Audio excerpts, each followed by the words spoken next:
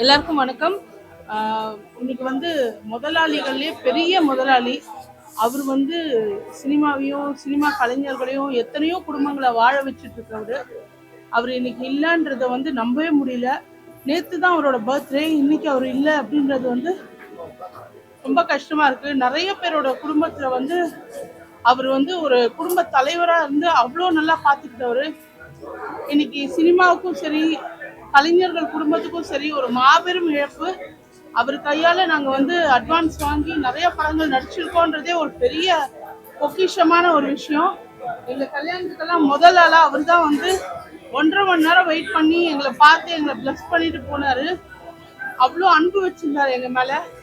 And அவரை இப்படி பார்க்கணும்னு நாங்க நினைக்கவே இல்லை. அந்த மரியாதைன்னா என்ன, எவ்வளோ பெரிய ஆளா இருந்தாலும் கை கட்டி அவரை வந்து போட்டோல கை கட்டாம அவரை பார்க்கவே முடியாது. அவ்வளோ ஹம்பிள்னஸ் அவருக்கு, அவ்வளோ சிம்பிளிசிட்டி, அவ்வளோ டிவைன் பவர் அவர்கிட்ட இருந்தது.